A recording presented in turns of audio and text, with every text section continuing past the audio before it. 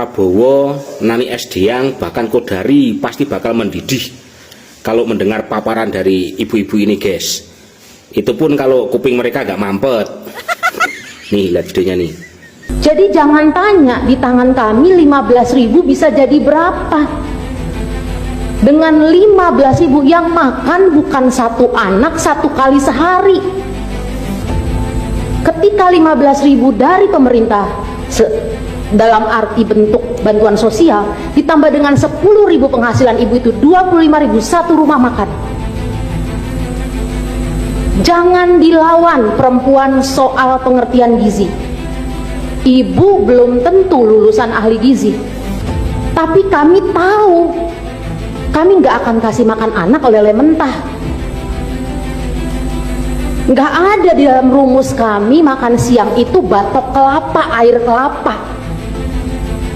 Tahu dan tempe pun diolah di tangan perempuan, dahsyat jadinya. Bukankah kita dibesarkan dengan para ibu yang sedemikian? Sangat sulit untuk tidak emosional ketika kita bicara yang paling berhemat dalam ekonomi rumah tangga adalah ibu dan perempuan. Jadi kalau kita melihat makanan yang harusnya diterima hangat, makanan yang harus diterima dalam kondisi terbaiknya, nah sudah makan, ini baru matang, silakan makan. Ibu-ibu kita di rumah begitu, bukan? Ibu baru selesai masak, dimakan sekarang ya nak, jangan nanti. Hangat adalah yang terbaik. Sekarang mari kita survei, mana sekolah penerima manfaat MBG yang menerima makanan dalam keadaan hangat, kondisi nutrisi terbaiknya.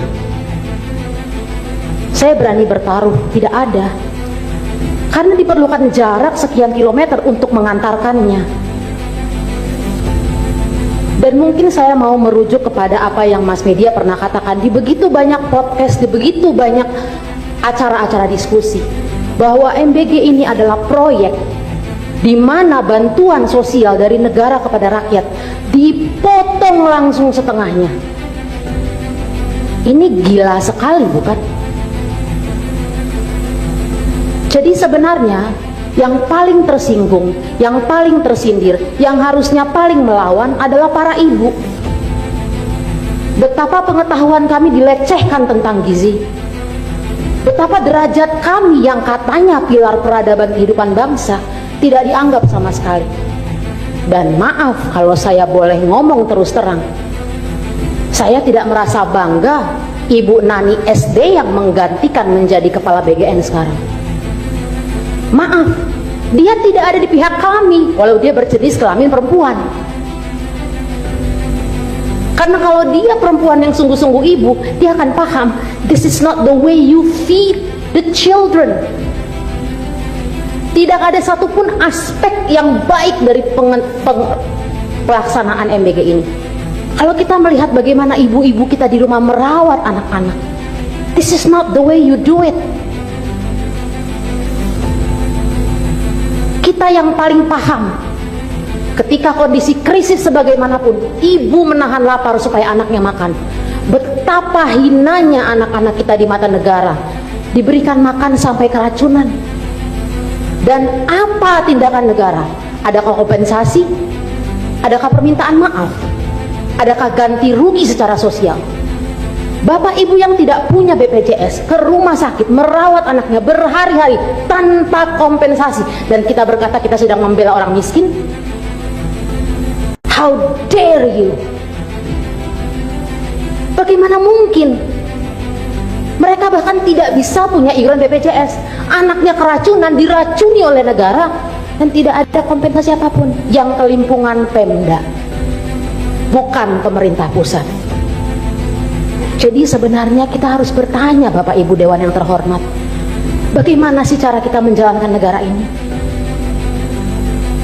Dan yang lebih membuat sakit hati lagi, program ini yang kami juduli sebagai proyek ini meletakkan perempuan justru di kondisi paling vulnerable, paling rentan terhadap kemiskinan. Karena kemudian kita tahu dampak dominonya, efek dominonya. PHK berkepanjangan, berkelanjutan beberapa bulan terakhir ini. Karena pemerintah tidak bisa memiliki intervensi dalam arti budget, dana anggaran untuk mengintervensi industri-industri manufaktur yang perlu disupport. Buruh-buruh perempuan dipecat, lalu anaknya dapat MBG. Itu bukan substansi yang tepat. Kita bicara kehilangan pekerjaan, lalu diganti dengan MBG. Gak masuk akal. Kalau tadi dari pengusaha UMKM yang notabene pelakunya adalah perempuan, karena lagi-lagi kalau kita bicara soal bagaimana mendatangkan uang ke dalam rumah, itu jangan dilawan perempuan. Saya yakin saya dapat amin dari Bapak Ibu Dewan sekalian. Soal gizi, pemeliharaan anak, mengurus keluarga, mendatangkan uang dari luar ke dalam rumah, menambah penghasilan, itu perempuan paling superpower.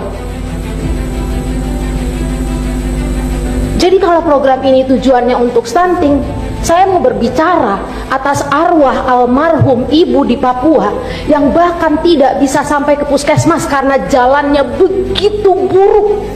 Itu yang harus diperbaiki untuk stunting. Itu yang harus peran pemerintah tuh di situ. Hamil nggak bisa cek ke puskesmas, nggak ada jalur angkot, jalannya sangat buruk. Sampai di puskesmas, alat buat periksa kesehatannya nggak ada. Di situ kami ingin didengar sebagai perempuan. Kalau memang peduli dengan anak-anak kami, ayo dong. Waktu itu anak belum lahir, itu bicara stunting 1000 hari pertama kehidupan. Tuh, kalau orang punya hati mendengar pemaparan dari ibu-ibu ini pasti akan langsung tersentuh, guys.